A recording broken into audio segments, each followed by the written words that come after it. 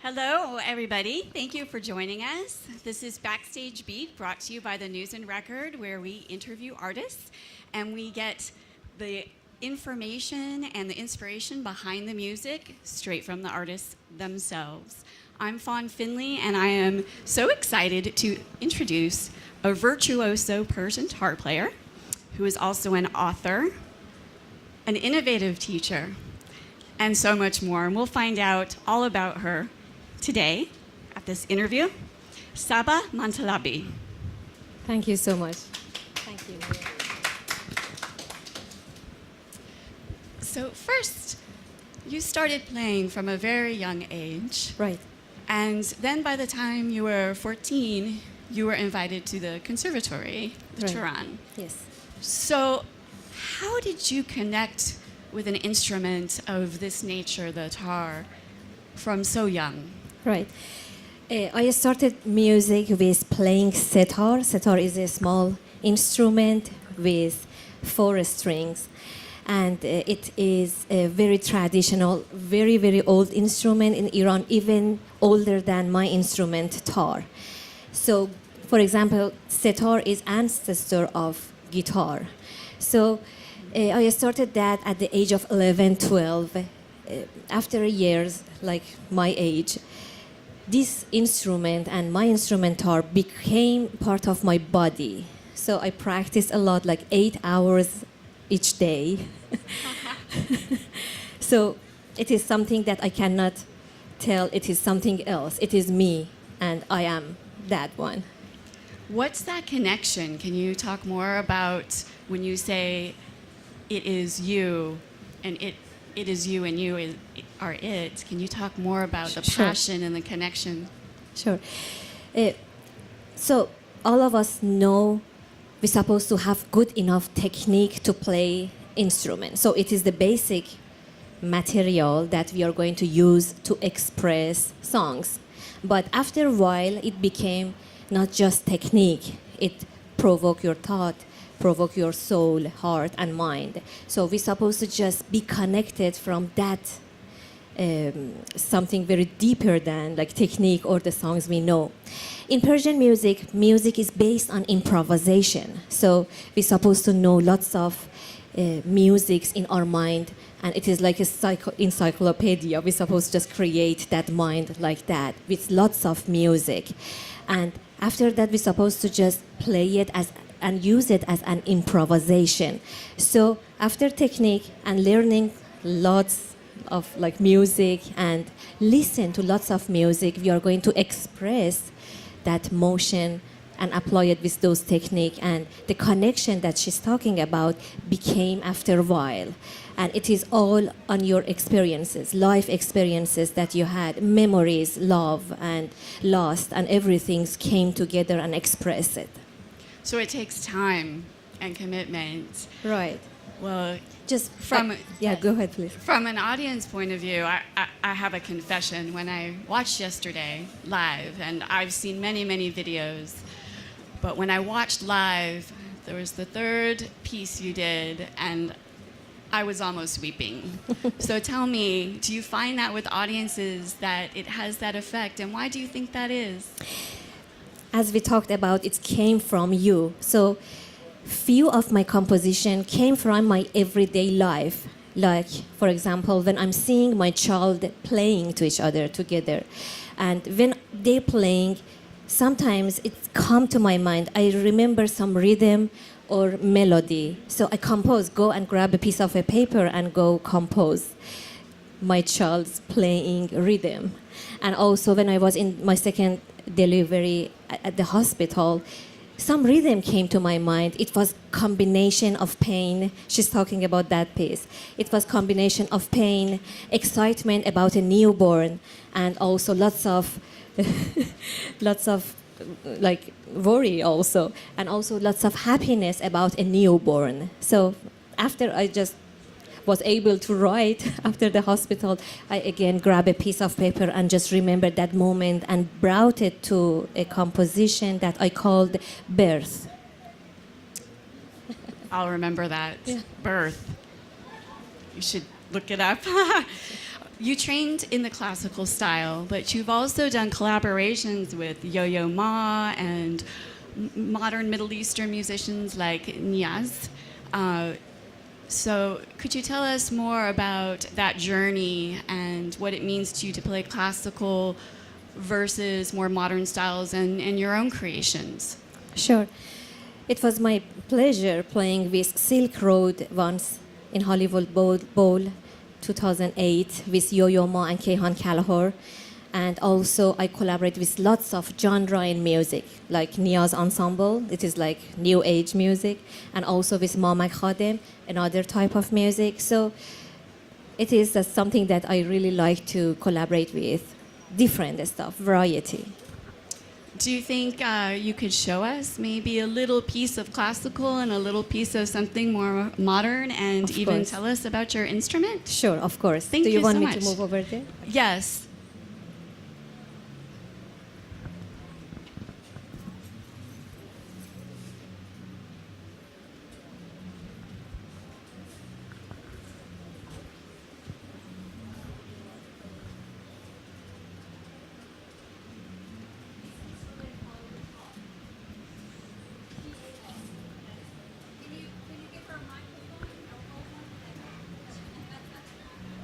Thank you. This instrument called the tar, T-A-R, and it is very old, traditional instrument, very unique and all handmade. The wood supposed to be aged for a few years. They put it in lots of amazing secretive stuff, like some kind of water, but even though we don't know how they're going to do it, but the best tar maker, for example, called Yahya from 150 years ago, he was so amazing tar maker and he made amazing tar that right now it is like 20 of them, and I'm so happy I have one of them, and it is very amazing instrument, and lots of them are in the museum, not on hand of the like artist or somebody. So all handmade it with walnut, mulberry wood, and also skin, baby lamb skin. So it's so sensitive to the weather and environment.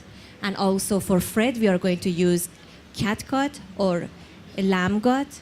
The white parts are made by camel bone, and lots of like everything. For example, the bridge that you can see, it's like 24 hours of working to just make the bridge like that. And also the string holder with the curve, special making. So we're supposed to just appreciate that those hard working from that instrument. So it is an expensive instrument, and we can find it cheaper but not good as the expensive instrument. I'm going to just play a little bit improvisation, and all the time I'm talking to my audience, improvisation is based on audience also. So it is like some meditative moments between me and you, so you are part of my journey today.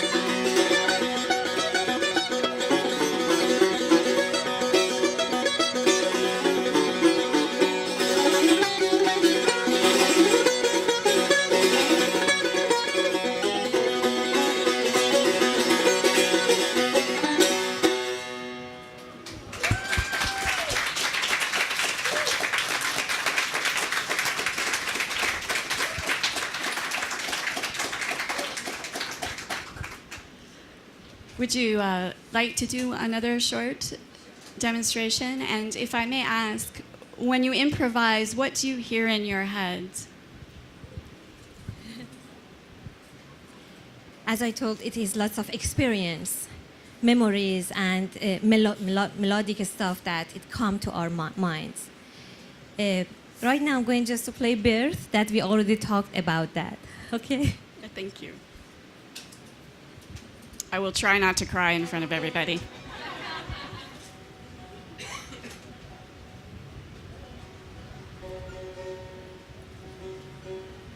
mother will understand that piece better.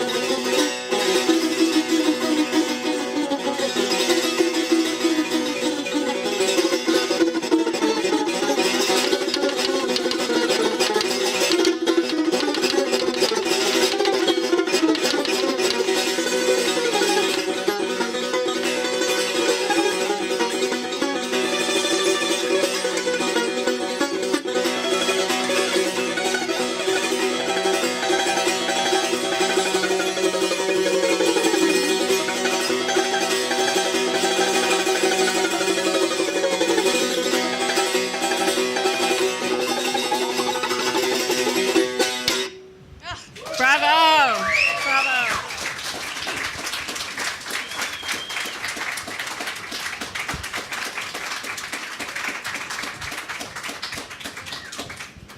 Would you like to come back up? Sahba, so if we were to want to say, yes, we love this in Farsi, how would we say it? If we sorry? What do you mean? Which one? I didn't So understand. in English, a lot of times we say bravo when there's a virtuoso playing. What would we say in Farsi? You said it. Asan! Asan! Asan to that performance. Thank you so much. Thank you for having me. So, do you have time for one or two more questions? Sure. Okay. I think so. So, in addition to being a virtuoso player, you are also an innovative instructor, and it doesn't stop with your performance. You have put out dozens and dozens of YouTube videos Right. to teach people how to play guitar. Right. And what does that mean to you? When I came to the United States 10 years ago, I found there are lots of music lovers, Persian music lovers, and tar lovers, this instrument, and also sitar, that they very looking for some sources to play, having some sources. And I've received lots of emails from people, lots of questions. Where should we find, for example, this material for fixing our instrument? So I decided to put all books that we have in music for tar and sitar. It is like 7 books, and also I've just put and uploaded and taught each lessons, and talked about that, and uploaded on YouTube for free, and have subtitle for it. But I'm starting talking in English for the new project that I have. So it is just something that first of all make me happy to do something for world, and then people happy. And yeah, I think it's a good things to just have it for musician and music lover. Thank you. Also, you are a pioneer of sorts when it comes to women's ensembles. You helped found one shortly after you were finished at the conservatory. Would you like to share a little bit about what the inspiration was with that and where it went? Right. Still nowadays, it's hard situation for people to continue Iranian music in Iran. So they are not welcome to doing that. But people loves music because music is part of their life, everybody's life. They're going just to continue it, and no matter what, perform it with lots of hard situations and hard stuff that they blocked them a lot. But people doing their best. One of the things that we as a woman after high school graduation in art school, there were few of us, we decided to create a woman ensemble and have much more concerts and performances as we can. So it was the things that, okay, we are women, our voices are muted in Iran even though they cannot sing. So we are ensemble, and we can create a woman ensemble, and we can have performances. We had a lot, but lots of them also are closed by government. Now, you live in Los Angeles these days. How is being in the U.S. and performing to U.S. audiences and those of non-Persian descent, how is that experience for you, and how is it different? I'm so glad I am in the United States, because I have opportunities to perform for more people. And also nowadays with technology, we take advantage of the technology, we can just broadcast it wild. So we have good enough speed for our internet, good enough people like Facebook fans, and we are going just to do more for this music. So I have performances, I'm teaching a lot. Lots of people coming to my house. I teach Persian music, and also I have lots of Skype students all over the world. So I spend time for them. For example, Australia. For example, still Iran students. I have lots of my Iranian students that continuing with me all over the world. So we can just do and sit in front of the computer with a good speed, good camera. I teach them.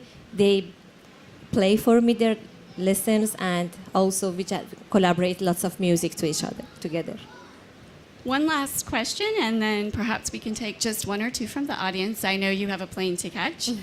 What is your vision for the future of your music with the tar and anything else that I know you play more than the tar, but what is your vision for your music and Persian music in general?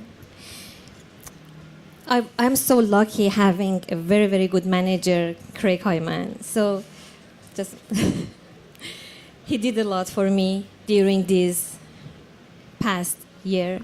And he introduced me to lots of festivals. So I had that opportunity to perform more for people.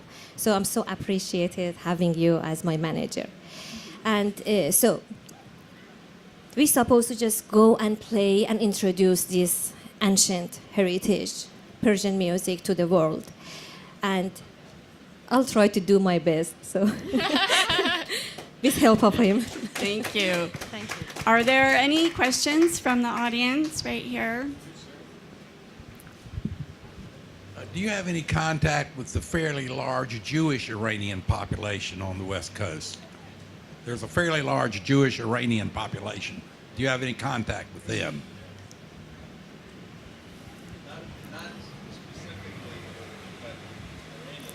He can answer to that question very better than me. Please. Sahba is almost a household word amongst the Persian community, and we're aware that there's a very large Jewish population in Iran as well as on the West Coast. But her music's spreading across all faiths and cultures, so we're not targeted specifically at I'm Jewish myself, at Jewish populations, but more people who have an interest and a palate for this type of music. And one more.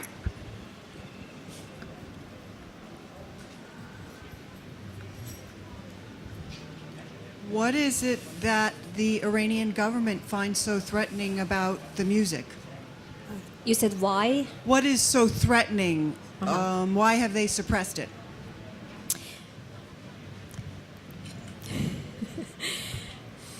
This is something that very hard to explain, but I think they don't like people be happy. Yeah, that's all. For example, women mostly, they cannot sing. And they think this stuff, maybe they don't believe on themselves. For example, if female musicians singing or playing, they think they're going just to, how can I explain it? They think they're going just to change men's mood in a bad way. So it came from their culture, like very, very old culture, from Islamic culture. So that's why they said music is forbidden, because they're going to change men's mood to the bad way. Like, how can I explain? Like excitement, like fake excitement or something. Because I think it's back to the history. They had lots of belly dancers in their private, like government, like very, very past. So belly dancers actually just didn't do real music. They just danced with music. It was the history of the belly dancer. Right now it's considered as art, and I appreciate that art also. But the history about that was something that make people's mood in a bad way. So they consider music to just not bring people's soul to the higher level. No, they think that's bring people's mood and spirit to the lower level. Well, I think you've made us very happy here and full of joy and on a very high spiritual note. Would you agree, everybody? Thank you so much. Thank you so much, having me. Sahba Motallebi. Thank you for having me. Motallebi. I Yes, promised correct. I would get that right. Yeah, you are doing great. Thank you. Thank you. It's Thank been an honor and a pleasure. Thank you. She does not have any more performances at the Folk Festival, but you can check her out on YouTube and take her classes. And I'm sure, would you like to come back to Greensboro? Of course. All right, we Thank love you. to have you back. Sure. Thank you. Thank you so much.